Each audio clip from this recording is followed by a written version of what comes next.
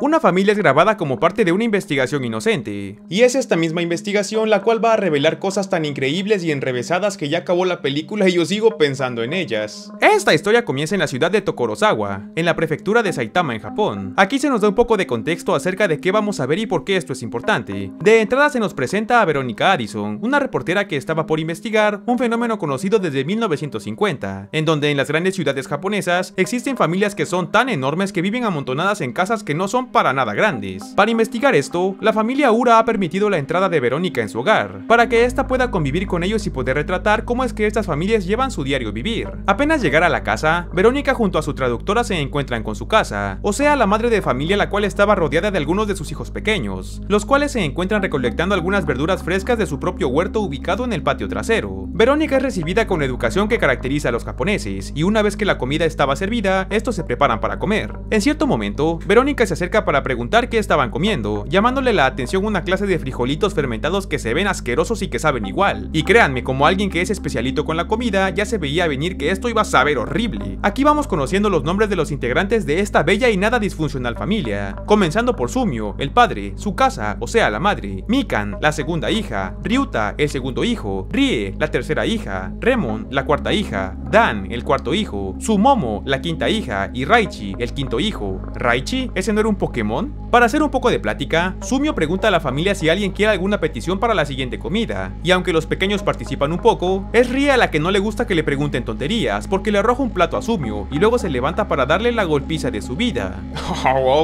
Literalmente este fue el momento donde la historia me descolocó y dije, ok, quiero ver más. Sin perder un segundo, y aún con el orto lleno de preguntas, Verónica se levanta para cuestionar qué había pasado, y es aquí cuando nos enteramos de las primeras cosas relevantes. Y es que lo que sucede es que Sumio no es el padre original de los hijos de su casa. En realidad, el padre de estos era un hombre llamado Keiichiro Ura, el cual desapareció de la vida de la familia hace exactamente 7 años. Su casa estaba devastada por este hecho, y debido a que su trabajo a medio tiempo en una tienda no le alcanzaba para nada, pues la cosa estaba aún peor. Es aquí cuando Sumio entra en juego, y este, siendo el gerente de la tienda donde trabajaba a su casa y viendo las penurias que pasaba, de a poco comenzó a interesarse en ella, hasta que acabó ganándosela. Lo malo de esto es que la mayoría de los hijos de la pareja no lo ven como un padre real, y bueno, ya lo comprobamos cuando Rie le metió tremenda madriza.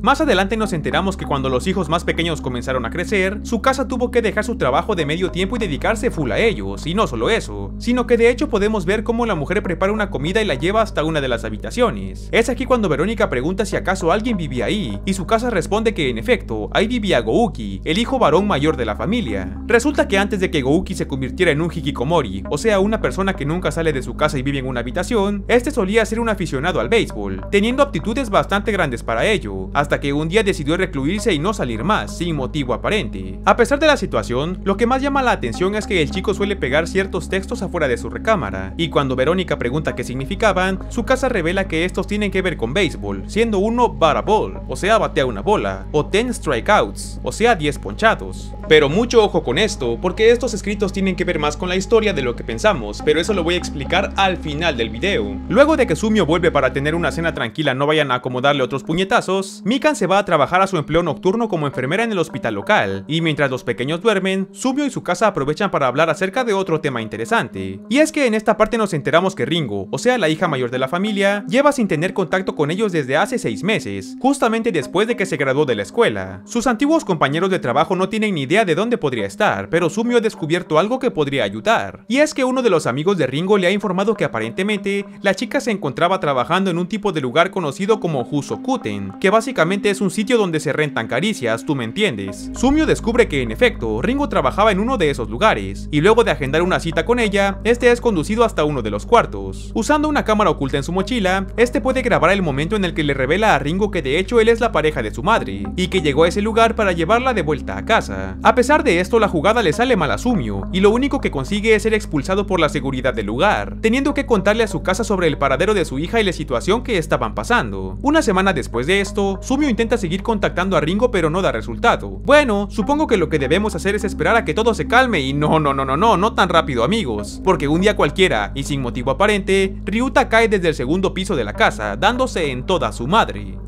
Aunque el actuar de Sumio es rápido, la ambulancia le solicita que deben sacar a Chico hasta la calle principal para que pueda ser atendido, y sin tener otra opción, el padre se lo echa en la espalda y consigue salir de ahí para que puedan atenderlo. Pero esperen, ¿vieron eso?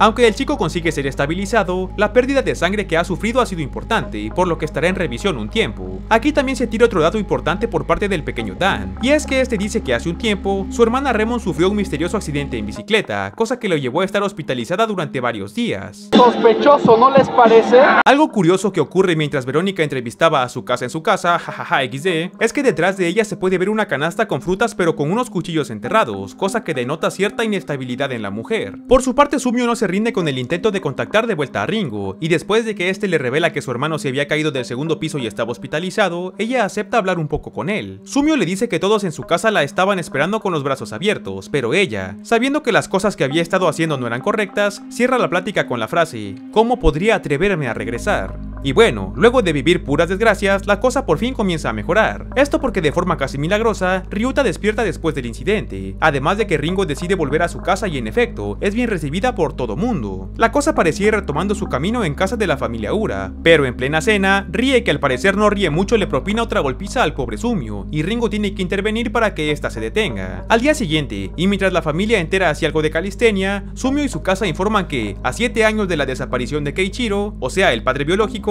han decidido formalizar su relación y casarse, cosa que alegra bastante a Verónica. Para celebrar esta unión, su casa cocina una cosa llamada oyakodon, un platillo en donde el pollo y el huevo se cocinan juntos en el mismo recipiente. La peculiaridad de este platillo es que el huevo y el pollo no deberían estar relacionados, o sea, no deben ser familia, pero en este caso, ella cocinó a la mascota de los niños, una gallina llamada Cookie con todo y sus propios huevos. En la habitación donde Gouki vivía, esta clase de caligrafías crípticas siguen apareciendo, y como les dije hace rato, pongan atención a esto porque son clave para saber qué onda. Mientras los pequeños jugaban en el patio trasero, estos son regañados de forma sobreexagerada por su casa, haciéndoles saber que bajo ninguna circunstancia tienen permitido acercarse al huerto. Sospechoso, ¿no les parece? También se nos deja ver que la familia anteriormente tenía un gato llamado Enrique, como mi hermano, pero que este se fue al cielo de los meninos prácticamente al mismo tiempo en el que su padre biológico los abandonó, por lo que su casa decidió enterrar al gatito en el patio.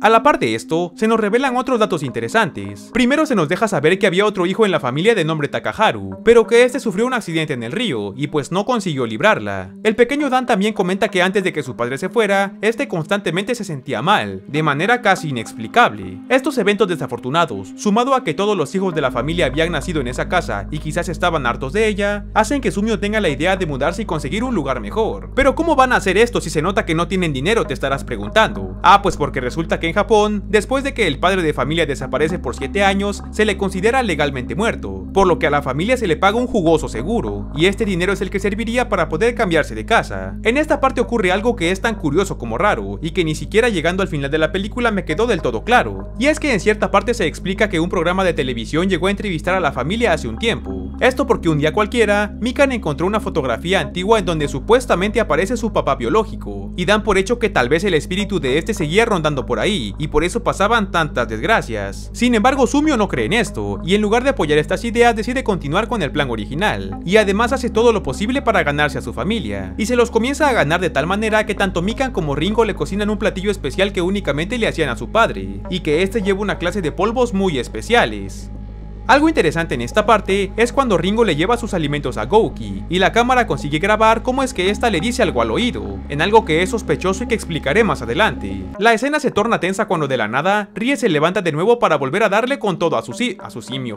Rie se levanta de nuevo para volver a darle con todo a Sumio. Sin embargo, cuando Ringo intenta detenerla, esta le mete tal empujón que hace que el coraje de Sumio se incremente, al grado de que le clava tremenda cachetada a Rie para decirle que a él le puede hacer lo que quiera, pero que no va a permitir que le haga nada a sus hermanos. Confundida, Rie sale corriendo hacia la calle sin rumbo aparente, siendo encontrada por Sumio, y lejos de que esto escale más, esta nueva actitud del padre de familia sirve para que la chica se dé cuenta que estaba actuando como una niña berrinchuda, y después de hacer las paces, las cosas se calman para bien. Ahora que la familia era más unida que nunca, y que los chicos por fin habían aceptado a Sumio como su padre, estos hacen un viaje de campamento a un río cercano, e incluso Gouki, el que siempre estaba encerrado, decide unírseles, aunque eso sí, por alguna razón llevaba su bate consigo. La familia Ura ahora estaba más unida que nunca, y sabiendo que habían conseguido grabar una de las recuperaciones más interesantes en cuanto a núcleo familiar se refiere, Verónica, Addison y su equipo se despiden de la familia, y los dejan ahí. Pero esperen que las sorpresas todavía no terminaban.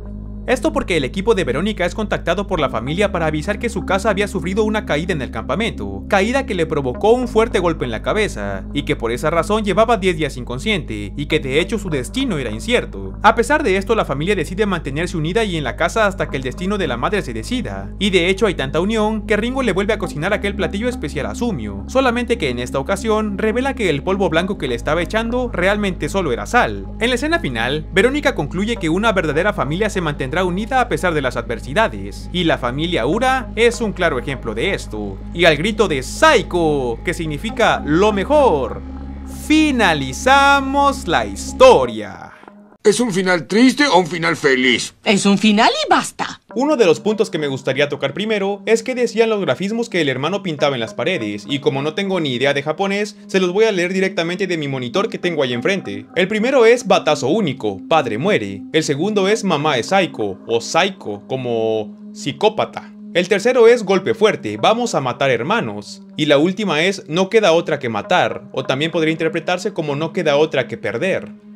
Bueno, y estos mensajes los interpreto de la siguiente manera. Aquí es evidente que la madre tiene más que ver con esto que cualquier otra persona. De entrada porque al parecer, ella es la autora de todos estos crímenes, y tal vez no de manera directa como que lo haya hecho ella, pero sí que manipuló a sus hijos para que ellos lo hicieran por ella, rescatando el hecho de que tal vez ellos acabaron con el padre biológico, claro, por órdenes de la mamá. Es por eso que los hermanos mayores, o sea Ringo y Gouki, estaban prácticamente apartados de ella, y de hecho podría decir que hasta le tenían cierto miedo. El hecho de que el hermano de en medio se cayera del techo no fue una casualidad, de hecho fue la mamá, y el accidente que la pequeña tuvo en bicicleta también fue culpa de ella, pero como estaba sola con la niña, nadie más se enteró. Aquí también me gustaría mencionar algo que creo que va de la mano con este asunto de que la mamá realmente es la autora de estos crímenes, y es que hay una parte donde el pequeño Dan dice que antes de que su papá desapareciera, este constantemente se sentía enfermo, de manera casi inexplicable. También se hace mención que su casa y Ringo le preparaban cierto platillo especial cada cierto tiempo, y le echaban una clase de polvos blancos que eran al menos sospechosos.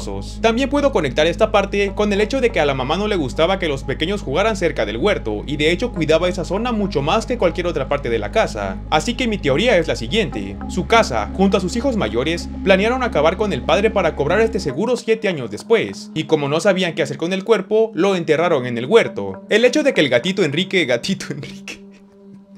ya. El hecho de que el gatito Enrique también falleciera puede ser porque comió los sobrantes de esta comida que le hacían al padre, y pues bueno, tuvo el mismo destino. Algo me dice que la madre y los hermanos mayores intentaron hacer lo mismo con Sumio, pero al darse cuenta que este tipo era una buena persona, que se desvivía por ellos, trabajaba y los cuidaba, al final se arrepintieron, y lo que la hija Ringo coloca al último en realidad es sal, y no esa clase de veneno preparado en casa. Y bueno, aquí se estarán preguntando, ¿y qué pasó con la madre al final? ¿Por qué tuvo ese accidente? Pues básicamente no fue un accidente. Yo teorizo que realmente Gouki se llevó ese bate para acabar con ella, digamos que a manera de venganza porque los había manipulado para que ellos mismos acabaran con su padre, pero bueno, esto únicamente es una teoría mía, ya me dirán ustedes qué piensan. Esta película me la venían recomendando desde hace como 5 meses, y yo decía, ok, la voy a ver, ok, suena interesante, pero como que no me convence. Y cuando la busqué y me di cuenta que únicamente estaba en japonés con subtítulos en inglés, todavía me echó más para atrás. Pero ahora que la vi me deja un gran sabor de boca, y de hecho creo que hay una precuela que salió después, ya saben, como Star Wars, que primero fue la 4, 5 y 6 y luego 1, 2 y 3, pues bueno, así. Solamente que creo que esa únicamente está en japonés, así que traducirla me va a costar demasiado, pero bueno, si ustedes la piden yo la traigo. Yo ya te conté una, ahora tú cuéntame, ¿qué te pareció la historia del día de hoy? Recuerda seguirme en mis redes sociales, suscríbete a miembro si quieres, y regálame un like en forma de madre loquita para que YouTube nos trate bonito. Por mi parte sería todo. ¡Nos vemos!